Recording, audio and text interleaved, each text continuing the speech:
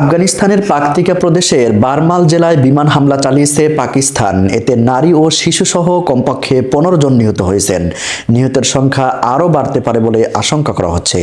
মঙ্গলবার রাতে আফগানিস্তানের লামান সহ অন্তত 7টি গ্রামে হামলা চালায় পাকিস্তান, যেখানে একই পরিবারের 5 সদস্য প্রাণ হারিয়েছেন।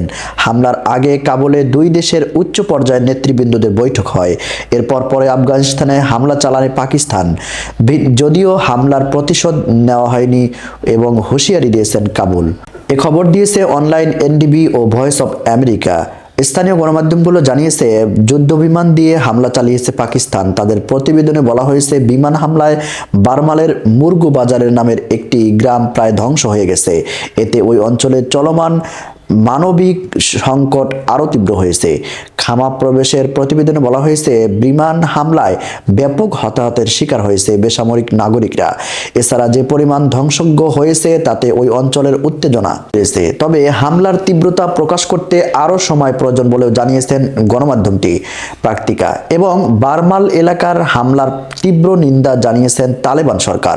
দেশটির প্রতিরক্ষা মন্ত্রণালয় জানিয়েছে, নিজেদের ভূমি ও সার্বভৌমত্ব রক্ষা করা তাদের বৈধ অধিকার।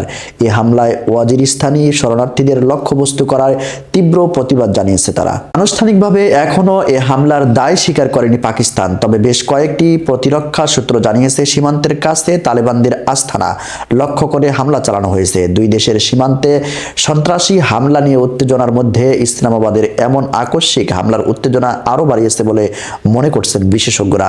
এদিকে ভয়েস অব আমেরিকা এক খবরে বলেছে, মঙ্গলবার পাকিস্তান ও আফগানিস্তানের উচ্চ পর্যায়ের প্রতিনিধিদের সঙ্গে বৈঠক হয়েছে। সীমান্তে সন্ত্রাসী হামলার কথা বলছে উভয় দেশ।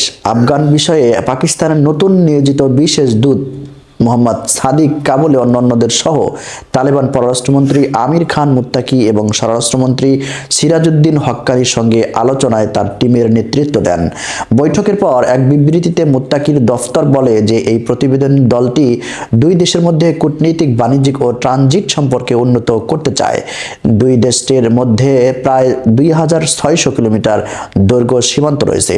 তবে প্রিয় দর্শক, এখনও কিন্তু জানা যাচ্ছে না যে কোন কারণে, কি কারণে, কেন পাকিস্তান আফগানিস্তানের উপরে বিমান হামলা চালালো। প্রিয় দর্শক, প্রশ্নটি রয়ে গেল।